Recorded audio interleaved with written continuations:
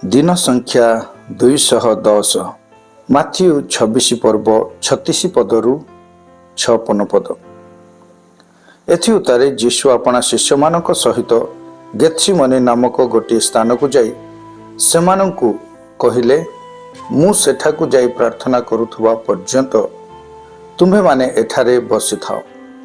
आउ से पितर और जेबदींको दुई पुत्रंकु सांगरे घेनी शोकाकुल और व्यथित हेबाकु लागिले। सेतबेले से सेमानंकु कहिले, मोहर प्राण मृत्युभोग करिबा पाई अत्यंत शोकाकुल हेउछि। तुम्हे माने एठारे रही मो सांगरे जागी थाओ। पुणी से अल्प दूर आगकु जाई उबुड़ होई प्रार्थना करू करू कहिले, हे मोहर पिता, जदि होई पारे तेबे एही पानपात्र मो ठारू दूर हेउ, तथापि मोहर इच्छा नुहे मात्र तुम्भर इच्छा।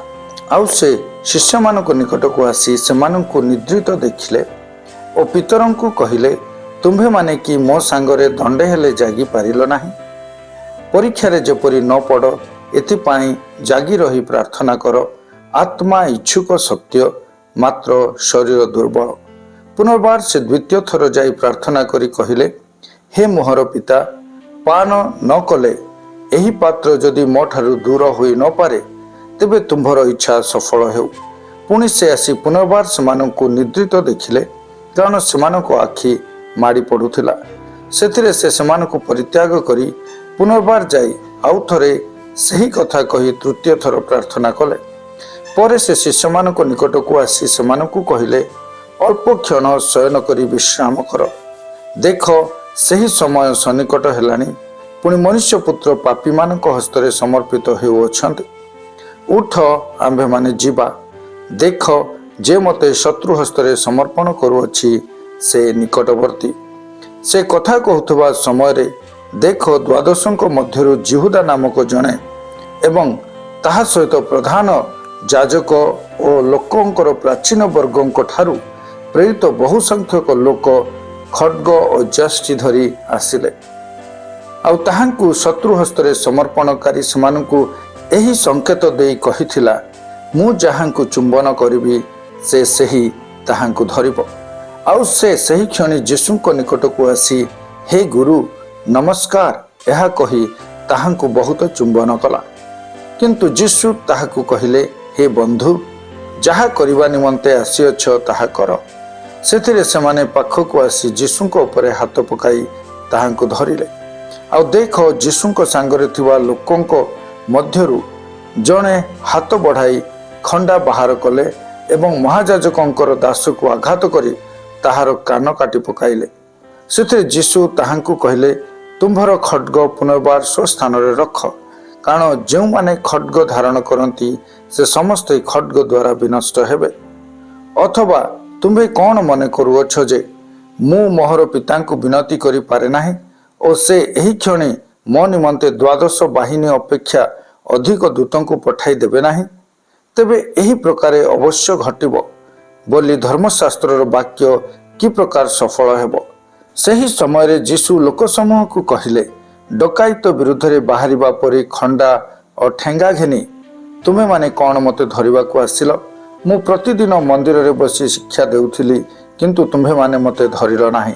मात्र भाववादी मानक धर्मशास्त्र जेपरि सफल हुए एथि निमंते ए समस्त घटिअछि। सेतेबेले शिष्य माने समस्ते ताहांकु छाड़ी पलाई गले। मार्क 14 पर्व 32 पदरु 52 पद। पर सेमाने गेत्सेमनी नामक गोटे स्थान को आसिले। और यीशु अपना शिष्य मानकु कहिले, मु प्रार्थना करुथुबा पर्यंत तुम्हे माने एठारे बसी थाओ। पुणी से पितर जाकब और जोहनंकु सांगरे घेनी अत्यंत विस्मयान्वित और व्यथित हेबाकु लागिले। सेथिरे यीशु सेमानंकु कहिले, मोहर प्राण मृत्युभोग करिबा पाई अत्यंत शोकाकुल हेउछि। तुम्हे माने एठारे रही जागी थाओ।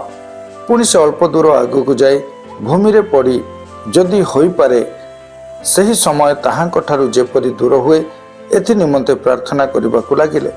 आउ यीशु कहिले, अबा पित, समस्त तुम्भर साध्य एही पानपात्र मो ठारू दूर कर, तथापि मोहर इच्छा नुहे मात्र तुम्भर इच्छा। पुणी यीशु आसी सेमानकु निद्रित देखिले ଓ ପିତରଙ୍କୁ କହିଲେ, ସିମନ, ତୁମେ କ'ଣ ଶୋଇପଡ଼ିଲ? ଦଣ୍ଡେ ହେଲେ ଜାଗି ପାରିଲ ନାହିଁ? ପରୀକ୍ଷାରେ ଯେପରି ନ ପଡ଼ ଏଥିପାଇଁ ଜାଗି ରହି ପ୍ରାର୍ଥନା କର। ଆତ୍ମା ଇଚ୍ଛୁକ ସତ୍ୟ, ମାତ୍ର ଶରୀର ଦୁର୍ବଳ। ସେ ପୁନର୍ବାର ଯାଇ ପୂର୍ବ ପରି କଥା କହି ପ୍ରାର୍ଥନା କଲେ। ପୁନଶ୍ଚ ସେ ଆସି ସେମାନଙ୍କୁ ନିଦ୍ରିତ ଦେଖିଲେ, କାରଣ ସେମାନଙ୍କ ଆଖି ମାଡ଼ି ପଡ଼ୁଥିଲା, ଆଉ ସେମାନେ ତାହାଙ୍କୁ କି ଉତ୍ତର ଦେବେ ତାହା ଜାଣିନଥିଲେ। ଯୀଶୁ ତୃତୀୟ ଥର ଆସି ସେମାନଙ୍କୁ କହିଲେ, ଅଳ୍ପ କ୍ଷଣ ଶୟନ କରି ବିଶ୍ରାମ କର, ଯଥେଷ୍ଟ ହେଲାଣି। ସେହି ସମୟ ଉପସ୍ଥିତ। ଦେଖ, ମନୁଷ୍ୟପୁତ୍ର ପାପୀମାନଙ୍କ ହସ୍ତରେ ସମର୍ପିତ ହେଉଅଛନ୍ତି। ଉଠ, ଆମ୍ଭେମାନେ ଯିବା। ଦେଖ, ଯେ ମୋତେ ଶତ୍ରୁ ହସ୍ତରେ ସମର୍ପଣ କରୁଅଛି ସେ ନିକଟବର୍ତ୍ତୀ। ଆଉ ତତ୍କ୍ଷଣାତ୍ ସେ କଥା କହୁଥିବା ସମୟରେ ଦ୍ୱାଦଶଙ୍କ ମଧ୍ୟରୁ ଯିହୁଦା ନାମକ ଜଣେ ଏବଂ ତାହା ସହିତ ପ୍ରଧାନ ଯାଜକ, ଶାସ୍ତ୍ରୀ ଓ ପ୍ରାଚୀନ ବର୍ଗଙ୍କ ଠାରୁ ଲୋକସମୂହ ଖଡ୍ଗ ଓ ଯଷ୍ଟି ଧରି ଆସିଲେ। ତାହାଙ୍କୁ ଶତ୍ରୁ ହସ୍ତରେ ସମର୍ପଣକାରୀ ସେମାନଙ୍କୁ ଏହି ସଂକେତ ଦେଇ କହିଥିଲା, ମୁଁ ଯାହାଙ୍କୁ ଚୁମ୍ବନ କରିବି ସେ ସେହି, ତାହାଙ୍କୁ ଧରି ସାବଧାନରେ ଘେନିଯିବ। ଏଣୁ ସେ ସେହି କ୍ଷଣେ ତାହାଙ୍କ ପାଖକୁ ଯାଇ ହେ ଗୁରୁ ବୋଲି କହି ତାହାଙ୍କୁ ବହୁତ ଚୁମ୍ବନ କଲା। ସେଥିରେ ସେମାନେ ତାହାଙ୍କ ଉପରେ ହାତ ପକାଇ ତାହାଙ୍କୁ ଧରିଲେ। କିନ୍ତୁ ପାଖରେ ଠିଆ ହୋଇଥିବା ଲୋକମାନଙ୍କ ମଧ୍ୟରୁ ଜଣେ ଖଣ୍ଡା ବାହାର କଲେ ଏବଂ ମହାଯାଜକଙ୍କ ଦାସକୁ ଆଘାତ କରି ତାହାର କାନ କାଟି ପକାଇଲେ। ଯୀଶୁ ସେମାନଙ୍କୁ ଉତ୍ତର ଦେଲେ, ଡକାୟତ ବିରୁଦ୍ଧରେ ବାହାରିବା ପରି ଖଣ୍ଡା ଓ ଠେଙ୍ଗା ଘେନି ତୁମେମାନେ କ'ଣ ମୋତେ ଧରିବାକୁ ଆସିଲ? ମୁଁ ପ୍ରତିଦିନ ତୁମମାନଙ୍କ ସହିତ ମନ୍ଦିରରେ ଥାଇ ଶିକ୍ଷା ଦେଉଥିଲି, କିନ୍ତୁ ତୁମ୍ଭେମାନେ ମୋତେ ଧରିଲ ନାହିଁ। ମାତ୍ର ଧର୍ମଶାସ୍ତ୍ରର ବାକ୍ୟ ସମୂହ ଯେପରି ସଫଳ ହୁଏ ଏଥି ନିମନ୍ତେ ଏହି ସମସ୍ତ ଘଟୁଅଛି। ସେତେବେଳେ ସମସ୍ତେ ତାହାଙ୍କୁ ଛାଡ଼ି ପଳାଇଗଲେ। କିନ୍ତୁ ଜଣେ ଯୁବା ଫୁଙ୍ଗା ଦେହରେ ଖଣ୍ଡେ ସରୁ ଚାଦର ଘୋଡ଼ାଇ ହୋଇ ତାହାଙ୍କ ପଛେ ପଛେ ଯାଉଥିଲା। ସେମାନେ ତାହାକୁ ଧରିଲେ, ମାତ୍ର ସେ ସେହି ସରୁ ଚାଦର ଖଣ୍ଡିକ ଛାଡ଼ିଦେଇ ଫୁଙ୍ଗା ଦେହରେ ପଳାଇଗଲା। ଲୁକ 22 ପର୍ବ 39 ପଦରୁ 53 ପଦ। ସେ ବାହାରି ଆପଣା ଧାରାନୁସାରେ ଜିତ ପର୍ବତକୁ ଗଲେ, ଆଉ ଶିଷ୍ୟମାନେ ମଧ୍ୟ ତାହାଙ୍କ ପଛେ ପଛେ ଗଲେ। ସେହି ସ୍ଥାନରେ ଉପସ୍ଥିତ ହୋଇ ସେ ସେମାନଙ୍କୁ କହିଲେ, ପରୀକ୍ଷାରେ ଯେପରି ନ ପଡ଼ ଏଥିପାଇଁ ପ୍ରାର୍ଥନା କର। ଆଉ ସେ ସେମାନଙ୍କ ଠାରୁ ପ୍ରାୟ 100 ହାତ ଦୂରକୁ ଯାଇ ଜାନୁପାତି ଏହି ପ୍ରାର୍ଥନା କରିବାକୁ ଲାଗିଲେ, ହେ ପିତା, ଯଦି ତୁମର ଇଚ୍ଛା ଥାଏ ତେବେ ଏହି ପାନପାତ୍ର ମୋ ଠାରୁ ଦୂର କର, ତଥାପି ମୋହର ଇଚ୍ଛା ନୁହେଁ, ମାତ୍ର ତୁମ୍ଭର ଇଚ୍ଛା ସଫଳ ହେଉ। ଆଉ ସ୍ୱର୍ଗରୁ ଜଣେ ଦୂତ ଦର୍ଶନ ଦେଇ ତାହାଙ୍କୁ ଶକ୍ତି ପ୍ରଦାନ କଲେ। ପୁଣି ସେ ମର୍ମାନ୍ତିକ ଦୁଃଖରେ ମଗ୍ନ ହୋଇ ଆହୁରି ଏକାଗ୍ର ଭାବରେ ପ୍ରାର୍ଥନା କରିବାକୁ ଲାଗିଲେ ଓ ତାହାଙ୍କ ଝାଳ ଘନ ରକ୍ତଟୋପା ପରି ଭୂଇଁରେ ପଡ଼ିଲା। ଆଉ ସେ ପ୍ରାର୍ଥନାରୁ ଉଠି ଶିଷ୍ୟମାନଙ୍କ ନିକଟକୁ ଆସି ସେମାନଙ୍କୁ ଦୁଃଖ ହେତୁ ନିଦ୍ରିତ ଦେଖିଲେ। ପୁଣି ସେ ସେମାନଙ୍କୁ କହିଲେ, କାହିଁକି ଶୋଉଅଛ? ପରୀକ୍ଷାରେ ଯେପରି ନ ପଡ଼ ଏଥିପାଇଁ ଉଠି ପ୍ରାର୍ଥନା କର। ସେ କଥା କହୁଥିବା ସମୟରେ ଦେଖ, ଲୋକ ସମୂହ ଆସି ଉପସ୍ଥିତ ହେଲେ। ଆଉ ଦ୍ୱାଦଶଙ୍କ ମଧ୍ୟରୁ ଯିହୁଦା ନାମକ ଜଣେ ସେମାନଙ୍କ ଆଗେ ଆଗେ ଆସି ଯୀଶୁଙ୍କୁ ଚୁମ୍ବନ କରିବାକୁ ତାହାଙ୍କ ପାଖକୁ ଗଲା। କିନ୍ତୁ ଯୀଶୁ ତାହାକୁ କହିଲେ, ହେ ଯିହୁଦା, ଚୁମ୍ବନ ଦ୍ୱାରା କି ମନୁଷ୍ୟପୁତ୍ରଙ୍କୁ ଶତ୍ରୁ ହସ୍ତରେ ସମର୍ପଣ କରୁଅଛ? ଏଥିରେ କ'ଣ ଘଟିବ ତାହା ଦେଖି ତାହାଙ୍କ ସଙ୍ଗୀମାନେ କହିଲେ, ପ୍ରଭୁ, ଆମ୍ଭେମାନେ କ'ଣ ଖଡ୍ଗରେ ଆଘାତ କରିବା? ଆଉ ସେମାନଙ୍କ ମଧ୍ୟରୁ ଜଣେ ମହାଯାଜକଙ୍କ ଦାସକୁ ଆଘାତ କରି ତାହାର ଡାହାଣ କାନ କାଟି ପକାଇଲେ। କିନ୍ତୁ ଯୀଶୁ ଉତ୍ତର ଦେଲେ, ଏତିକି ସହିଥାଅ। ପୁଣି ସେ ତାହାର କାନ ଛୁଇଁ ତାହାକୁ ସୁସ୍ଥ କଲେ। ଆଉ ଯୀଶୁ ତାହାଙ୍କ ବିରୁଦ୍ଧରେ ଆସିଥିବା ପ୍ରଧାନ ଯାଜକ, ମନ୍ଦିରର ସେନାପତି ଓ ପ୍ରାଚୀନମାନଙ୍କୁ କହିଲେ, ଡକାୟତ ବିରୁଦ୍ଧରେ ବାହାରିବା ପରି ଖଣ୍ଡା ଓ ଠେଙ୍ଗା ଘେନି ତୁମେମାନେ କ'ଣ ବାହାରି ଆସିଲ? ମୁଁ ପ୍ରତିଦିନ ତୁମ୍ଭମାନଙ୍କ ସହିତ ମନ୍ଦିରରେ ଥିବା ସମୟରେ ତୁମ୍ଭେମାନେ ମୋ ବିରୁଦ୍ଧରେ ହାତ ବଢ଼ାଇଲ ନାହିଁ। କିନ୍ତୁ ଏହା ତୁମ୍ଭମାନଙ୍କର ସମୟ ଓ ଅନ୍ଧକାରର କର୍ତ୍ତାପଣ। ଯୋହନ 18 ପର୍ବ 1 ପଦରୁ 12 ପଦ। ଯୀଶୁ ଏହିସବୁ କଥା କହି ଆପଣା ଶିଷ୍ୟମାନଙ୍କ ସହିତ କିଦ୍ରୋନ ଯୋଡ଼ର ଆର ପାଖକୁ ବାହାରିଗଲେ।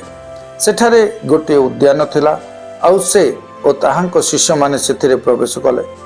ଯେଉଁ ଯିହୁଦା ତାହାଙ୍କୁ ଶତ୍ରୁ ହସ୍ତରେ ସମର୍ପଣ କଲା ସେ ମଧ୍ୟ ସେହି ସ୍ଥାନ ଜାଣିଥିଲା, କାରଣ ଯୀଶୁ ଅନେକ ଥର ଆପଣା ଶିଷ୍ୟମାନଙ୍କ ସହିତ ସେ ସ୍ଥାନକୁ ଯାଉଥିଲେ। ଅତଏବ ଯିହୁଦା ସୈନ୍ୟଦଳ ପୁଣି प्रधान याजक और फारोसी मानक ठारू प्राप्त पदातिक मानकु घेनी बत्ती मशाल और अस्त्रशस्त्र धरी सेठाकु आसिला। से जीशु ताहांक प्रति जहा जहा घटिबाकु जाउअछि सेही सब जानी आगकु जाई सेमानकु पचारिले, तुम्भे माने काहाकु खोजुअछ? सेमाने ताहांकु उत्तर देले, नाजरीतीय जीशु को। से सेमानकु कहिले, मु सही। जो जिहुदा ताहांकु शत्रु हस्ତରେ समर्पण कला से मध्य सेमानकु सांगरे ठिया होइथिला। जीशु जेतबेले सेमानकु कहिले मु सही, सेतबेले सेमाने पछकु हटि जाई भूमि रे पड़ीगले। सेथिरे से सेमानकु आउ थरे पचारिले, तुमे माने काहाकु खोजुअछ? सेमाने कहिले, नाजरीतीय जीशु को। जीशु उत्तर देले, मु जे सही एहा तो मु तुम्हानकु कहिली। एणु जदि तुम्हे माने मते खोजुअछ ताहेले एमानकु जीवा पाई छाड़ी दियो। से एहा कहिले जेपरि ताहांकर उक्त एही वाक्य सफल हुए। तुम्भे मते जो मानकु देइअछ सेमानक मध्यरु मु जनकु सुधा हराई नाही। सिमोन पितरंक पाखरे खंडा थिबारु से ताहा बाहर करी महायाजकंक दासकु आघात कले ओ ताहार डाहाण कान काटी पकाइले। सेही दासर नाम माल्को। सेथरे जीशु पितरंकु कहिले, खंडा खापरे रख। पिता मते जो पात्र देइअछंती मु कौन सेथुरु पान करिबि नाही? एहा परे सैन्य दल प्रधान सेनापति पुणी जिहुदी मानकर पदातिक माने जीशुंकु धरिले। माथ्यू 26 पर्व 57 पदरु 27 पर्व 2 पद। पर जो माने जीशुंकु धरिथिले सेमाने ताहांकु कयाफा महायाजकंक निकटकु घेनिगले। सेही स्थान रे शास्त्री और प्राचीन वर्ग एकत्र होइथिले, किंतु पितर दूर रही महायाजकंक प्रांगण पर्यंत ताहांक पछे पछे गले। आउ शेषरे कौन घटिबो ताहा देखिबा निमंते से भितरकु जाई पदातिक मानक सहित बसी रहिले। इतिमध्यरे प्रधान याजक माने और समस्त महासभा जीशुंकु बध करिबा निमंते ताहांक विरुद्धरे मिथ्या साक्ष्य अन्वेषण करिबाकु लागिले। आउ अनेक मिथ्या साक्षी बाहरिले सुधा सेमाने किछि पाइले नाही। किंतु शेषरे 2 जन बाहरी कहिले, एही लोकटा कहिथिला मु ईश्वरंक मंदिर को भांगी ताहा 3 दिन मध्यरे तोली देई पारे। सेथरे महायाजक उठी ताहांकु कहिले, तुम्भे किछि उत्तर देउनाह? तुम्भ विरुद्धरे एमाने ए जेउ साक्ष्य देउछंती एहा कोन? किंतु जीशु मौन होई रहिले। सेथिरे महायाजक ताहांकु कहिले, आम्बे तुमको जीवंत ईश्वरंक नाम रे शपथ देउछु, आम्भ मानकु कुह तुम्भे कि ईश्वरंक पुत्र ख्रीष्ट? जीशु तांकु कहिले, आपण कहिअछंती, आहुरी मु आपण मानकु कहुअछि, अद्यावधि आपण माने मनुष्य पुत्रंकु पराक्रमर दक्षिण पार्श्वरे उपविष्ट और आकाशर मेघमाला रे आगमन करिबा देखिबे। सेथिरे महायाजक अपना वस्त्र चिरी कहिले, ए ईश्वर निंदा कला। साक्षी रे आंभ मानकर आउ कौन प्रयोजन? देखंतु आपण माने एबे हे ईश्वर निंदा सुनिले। आपण मानकर मत कौन? एथिरे सेमाने उत्तर देले, से प्राणदंडर योग्य। सेतबेले सेमाने ताहांको मुहरे छेप पकाई ताहांकु विधा मारिले। आउ केही केही ताहांकु चापुड़ा मारी कहिले, रे ख्रीष्ट तू परा भाववादी, आंभ मानकु कहत किए तोते माइला? इतिमध्यरे पितर बाहरे प्रांगण रे बसिथिले। आ जने दासी ताहांको पाखकु आसी कहिला, तुम्भे मध्य गालिलियो जीशुंको सांगरे थिलो। किंतु से समस्तंक साक्षात रे अस्वीकार करी कहिले, तुम्भे कौन कहुअछ मु जाने नाही। पुणी से दांड द्वार को बाहरी जाते आउ जने दासी तांकु देखी सेही स्थानर लोकमानंकु कहिला, ए नाजरीतीय जीशु सांगरे थिला। पुणी से राण पकाई आउ थरे अस्वीकार करी कहिले, मु से लोक को जाने नाही। अल्प क्षण परे पाखरे ठिया होइथिवा लोकमाने पितरंक निकटकु आसी तांकु कहिले, तुम्भे मध्य निश्चय सेमानक मध्यरु जाने, कारण तुम्भ बोलीरु तो ताहा जना पड़ुअछि। सेथिरे से अभिशाप देई राण पकाई कहिबाकु लागिले, मु से लोक को जाने नाही। सही क्षणी कुकुड़ा डाकिला। एथिरे कुकुड़ा डाकिबा पूर्व तुम्भे मते 3 थर अस्वीकार करिवो।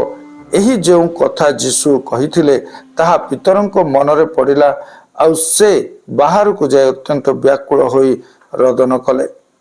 प्रभात हुए समस्त प्रधान याजक पुणी लोक मानकर प्राचीन वर्ग यीशु को बोध करने निमंते ताहांको विपक्ष रे मंत्रणा कले आउ सेमाने ताहांको बांधी घेनी जाई पिलातो नामक शासनकर्ता हस्तरे समर्पण कले।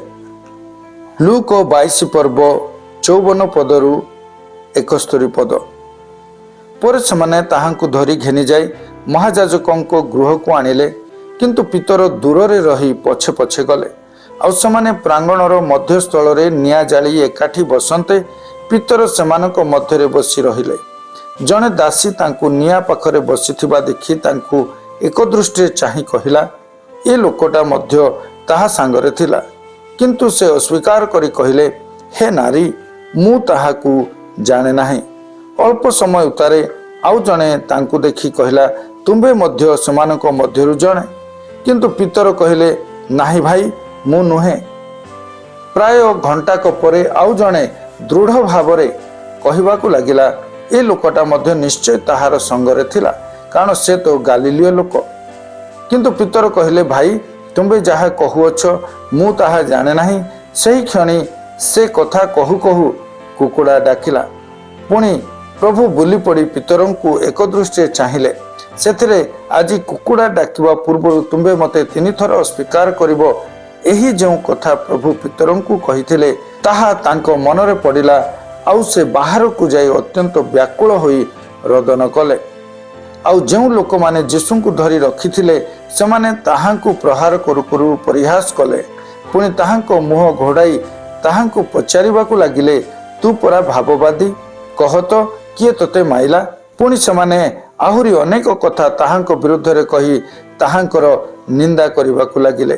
सकाळ हेला क्षणी लोक मानकर प्राचीन वर्ग पुणी प्रधान याजक और शास्त्री माने एकत्र होई आपणा मानको महासभा को ताहांकु घेनी जाई कहिले तुम्बे जदि ख्रीष्ट तेबे आंभ मानकु कुह किंतु से समानकु कहिले मु जदि आपण मानकु कहे आपण माने तो विश्वास करिवे नाही पुणी मु जदि प्रश्न करे आपण माने उत्तर देबे नाही किंतु अद्यावधि मनुष्य पुत्र ईश्वर पराक्रमर दक्षिण पार्श्व उपविष्ट हेबे सेथिरे समस्ते पचारिले तेबे तुम्बे कौन ईश्वर पुत्र से समानकु कहले मु सही बोली आपण माने कहउछन्ते तेणु सेमाने कहले साक्ष्य रे आंभ मानकर आउ कौन प्रयोजन आंभे माने तो आपे आपे ताहार निज मुखरु एहा सुनिलु। मार्क 14 पर्व 53 पदरु 72 पद परे सेमाने यीशु को महायाजकों निकट को घेनी गले पुणी प्रधान याजक प्राचीन और शास्त्री माने समस्ते आसी एकत्र हेले। पितर दूर रे रही ताहांको पछे पछे महायाजकों प्रांगण भीतर को गले और पदातिक मानक सहित बसी निया पुआउथिले। इतिमध्य प्रधान याजक माने और समस्त महासभा यीशु को बोध करने निमंते ताहांको विरुद्ध रे साक्ष्य अन्वेषण करबाकू लागिले किंतु पाइले नाही कारण अनेके ताहांको विरुद्ध रे मिथ्या साक्ष्य देले हैं सेमानकर साक्ष्य मिसिला नाही।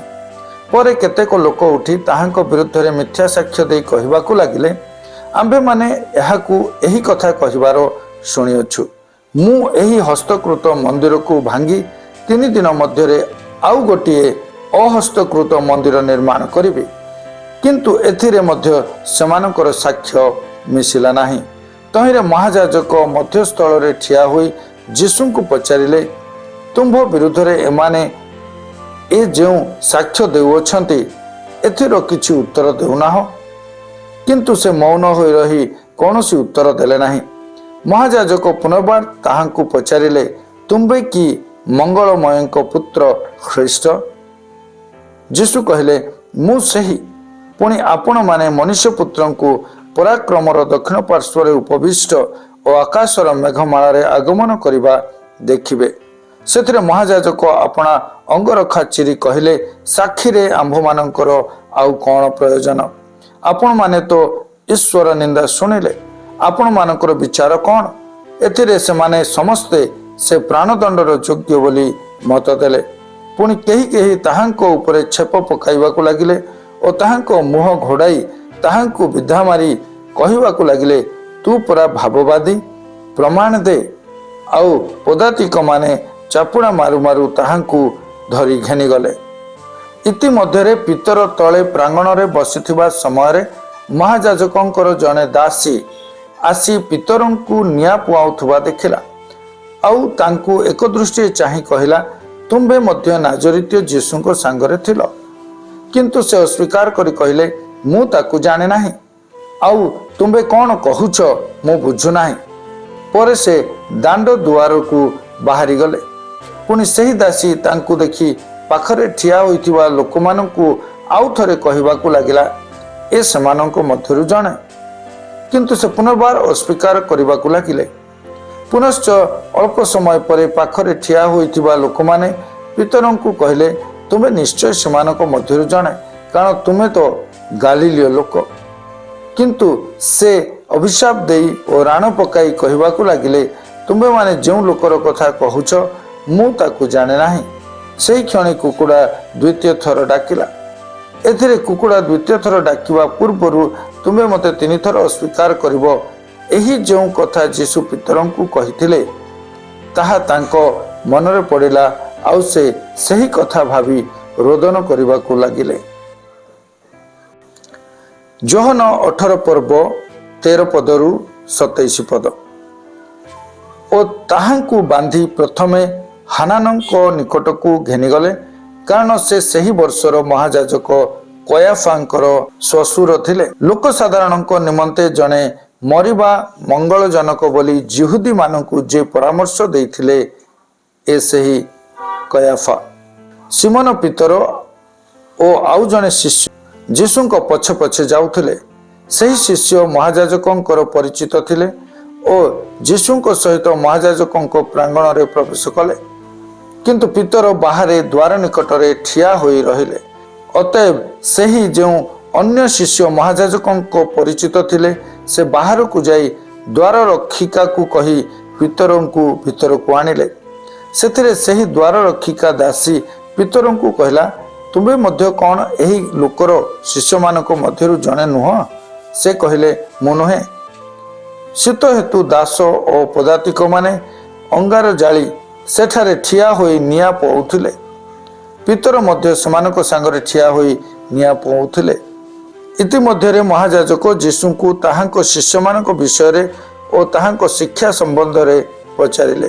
ଯୀଶୁ ତାହାଙ୍କୁ ଉତ୍ତର ଦେଲେ, ମୁଁ ଜଗତ ନିକଟରେ ପ୍ରକାଶରେ କଥା କହିଅଛି, ଯେଉଁଠାରେ ସମସ୍ତ ଯିହୁଦୀ ଏକତ୍ର ହୁଅନ୍ତି, ଏପରି ସମାଜ ଗୃହ ଓ ମନ୍ଦିରରେ ମୁଁ ସର୍ବଦା ଶିକ୍ଷା ଦେଇଅଛି।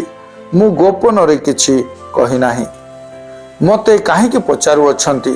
ମୁଁ ସେମାନଙ୍କୁ କ'ଣ କହିଅଛି, ଯେଉଁମାନେ ଶୁଣିଅଛନ୍ତି ସେମାନଙ୍କୁ ପଚାରନ୍ତୁ। ଦେଖନ୍ତୁ, ମୁଁ ଯାହା ଯାହା କହିଅଛି ସେମାନେ ସେହିସବୁ ଜାଣନ୍ତି। ସେ ଏହା କହିବାରୁ ପଦାତିକମାନଙ୍କ ମଧ୍ୟରୁ ପାଖରେ ଠିଆ ହୋଇଥିବା ଜଣେ ଯୀଶୁଙ୍କୁ ଚାପୁଡ଼ା ମାରି କହିଲା, ତୁ ମହାଯାଜକଙ୍କୁ ଏପରି ଉତ୍ତର ଦେଉଅଛୁ?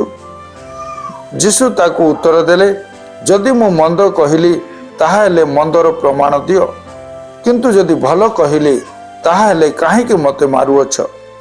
ସେଥିରେ ହାନାନ ତାହାଙ୍କୁ ବନ୍ଧା ହୋଇଥିବା ଅବସ୍ଥାରେ ମହାଯାଜକ କୟାଫାଙ୍କ ନିକଟକୁ ପଠାଇଦେଲେ। ଇତିମଧ୍ୟରେ ସିମୋନ ପିତର ଠିଆ ହୋଇ ନିଆଁ ପୋଉଥିଲେ। ସେଥିରେ ସେମାନେ ତାଙ୍କୁ ପଚାରିଲେ, ତୁମେ ମଧ୍ୟ କ'ଣ ତାହାଙ୍କ ଶିଷ୍ୟମାନଙ୍କ ମଧ୍ୟରୁ ଜଣେ ନୁହଁ? ସେ ଅସ୍ୱୀକାର କରି କହିଲେ, ମୁଁ ନୁହେଁ। ମହାଯାଜକଙ୍କ ଦାସମାନଙ୍କ ମଧ୍ୟରୁ ଜଣେ, ଅର୍ଥାତ୍ ପିତର ଯାହାର କାନ କାଟି ପକାଇଥିଲେ ତାହାର ଜଣେ ଆତ୍ମୀୟ କହିଲା, ମୁଁ କ'ଣ ତୋତେ ତାହାଙ୍କ ସାଙ୍ଗରେ ବଗିଚାରେ ଦେଖିନଥିଲି? ସେଥିରେ ପିତର ପୁନର୍ବାର ଅସ୍ୱୀକାର କଲେ। ଆଉ ସେହି କ୍ଷଣି କୁକୁଡ଼ା ଡାକିଲା। ଆସନ୍ତୁ ଆଜି ପାଠ କରିଥିବା ଶାସ୍ତ୍ରାଂଶ ଗୁଡ଼ିକର ସାରାଂଶକୁ ଚିନ୍ତା କରୁ। ଏହି ପାନପାତ୍ର ମୋ ଠାରୁ ଦୂର କର, ତଥାପି ମୋହର ଇଚ୍ଛା ନୁହେଁ, ମାତ୍ର ତୁମ୍ଭର ଇଚ୍ଛା ସଫଳ ହେଉ। ଯୀଶୁ ଯିଏ ଯନ୍ତ୍ରଣା ମଧ୍ୟରେ ତାହାଙ୍କ ସେବା କାର୍ଯ୍ୟକୁ ପ୍ରାର୍ଥନାର ସହିତ ସମାପ୍ତ କରିବାକୁ ଯାଉଥିଲେ, ଅପର ପକ୍ଷରେ ଶିଷ୍ୟମାନେ ଶୋଇପଡ଼ୁଥିବାର ଛବି ତାହାର ସମ୍ପୂର୍ଣ୍ଣ ବିପରୀତ, କାରଣ ସେମାନଙ୍କର ଆତ୍ମା ଇଚ୍ଛୁକ, ମାତ୍ର ଶରୀର ଦୁର୍ବଳ। ପରିଶେଷରେ ସେ ଗେତ୍ସେମାନି ବଗିଚାରେ ଗିରଫ ହେଲେ ଓ ମହାଯାଜକଙ୍କ ନିକଟକୁ ଅଣାଗଲେ। ସେଠାରେ ଏକ ଆନୁଷ୍ଠାନିକ ମହାସଭା ବସିଲା। सारा रातिर अनुसंधानर फलस्वरूप मृत्युदंड पाई ईश्वर निंदा अपराधर आरोप अणागला एवं मिथ्या साक्षीर संधान से लगी पड़े। तुम्भे कि ईश्वर पुत्र ख्रीष्ट मुझे यह से महासभार विचार सम्मुखें सर्वसाधारण और निर्भुल भाव घोषणा करी कहले। सभा यह ख्रीष्टक विषयक प्रमाण भाव ग्रहण कले नहीं, मात्र तांको मृत्युदंडर प्रमाण भाव ग्रहण कले। इतिमध्य पीतर तांको जीवनर अत्यंत दुखदपूर्ण विलापर रात्रिर सम्मुखीन हेले। पठित शास्त्रांश गुड़िक द्वारा प्रभु आम प्रत्येक को आशीर्वाद करंतु।